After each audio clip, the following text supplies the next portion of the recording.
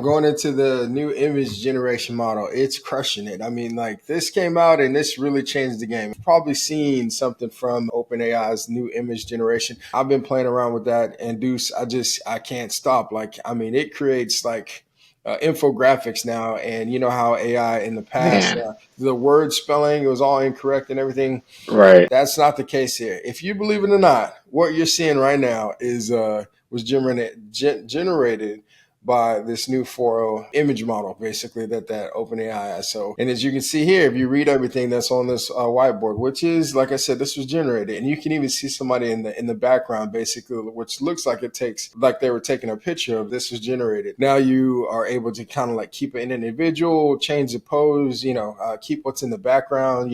It's really I solid. think it's really cool, especially with this 4.0 model, how the character consistency really kind of stays the same, right?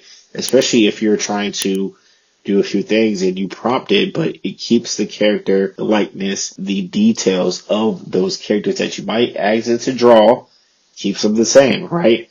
And I think it really goes to show how well these tools are really taking over, right?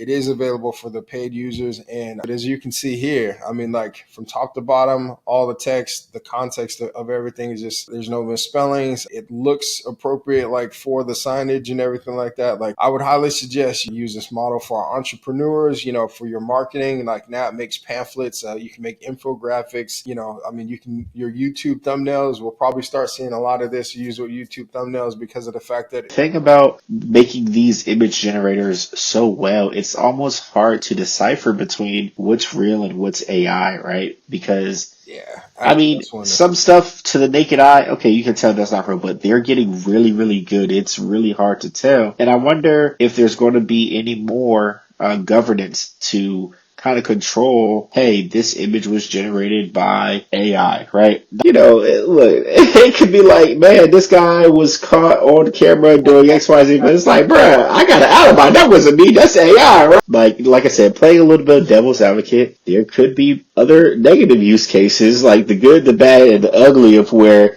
this could get out of hand. Either way, I mean, yeah, it's cool because you get to play around with it. But yeah, there's also like on the other side of the fence of yeah, I mean, they could have you at a 7-Eleven out there like stealing donuts. You know what I mean? And all of a sudden, hey, I saw you. I saw that was I you, see. right? I seen you on the news. That was Exactly. you. You had the birthmark on the left I side saw, on yeah, and your head. everything. I Yeah, seen you.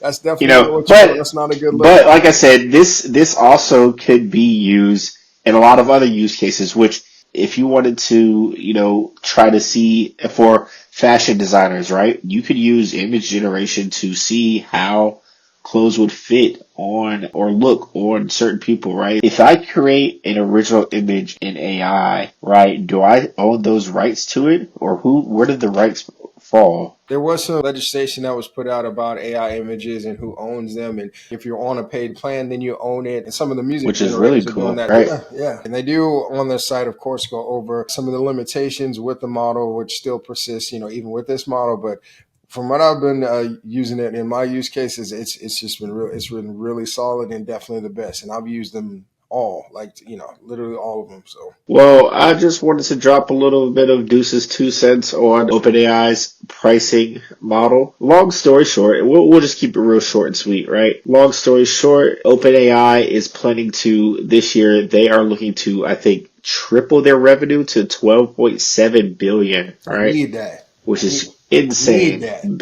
Billion with a B, Billy, right? Which is great, right? Which I will say from a business perspective, from a looking from a business lens through my business lens, that is very key and great for them, right? They always have something, they have a plan. So it's not necessarily, they're winging it, right? And you can tell, like, The next company, which is Google, they've been cooking as well, as we like to say, they've been cooking. So yeah, so Gemini 2.5, Google's latest model. This one came out. I've been killing it, and I wasn't expecting it. I mean, and I hate to say that because we keep saying that, but they did a great job with this model, and it keeps up with the competition. Now, if you can see with their model, I mean, it is crushing on all of the major benchmarks, including humanity humanity's last exam with no tools. But still, if you look at OpenAI's, their latest and greatest that's publicly available right now is O3 Mini High at 14%, Which that which, yeah, and Gemini. that O3 May High is, the one really, really good for coding, right? So it's just like, all right. And even their 4.5 model, I mean, right, it's at 6.4, which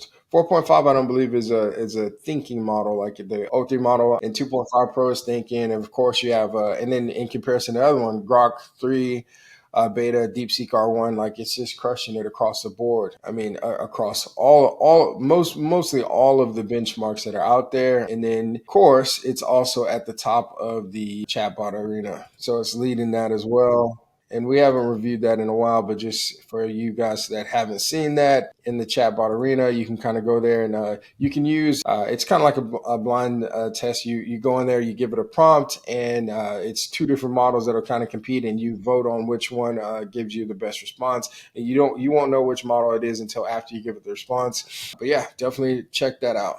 Yeah, absolutely. I definitely think, like I said, it's definitely one of those where it's coming in. Just in general, these new models are taking us by storm. So that one's a good one to check out. And I wouldn't be surprised if OpenAI comes right back next month with something. Yeah, yeah. I mean, so they have that. And Anthropic just recently released the 3.7 model also, and that's solid. It definitely is best at coding. But now, I mean, I've been using Gemini a lot more. Other than image creation, I'm definitely using. I can't stop Gemini. using this new model from OpenAI. And I forgot to mention, it is available on Soars.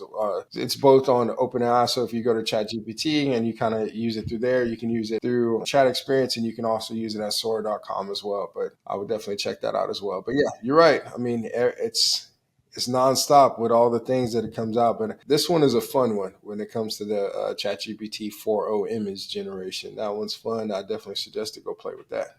No, absolutely. And like as always, let's let us keep us in the loop on if you guys try out any of these models. Try, what kind of content or any things you create, what kind of prompts you guys are using. Let us know. We're interested in hearing more about you guys' overall experience with these things. We're sharing you what we are experiencing, and we want to hear from you guys. So as always, continue to like, comment, subscribe, and share. And yeah, man, DJ, sign us off. That's it. We'll see you on the next one. Peace.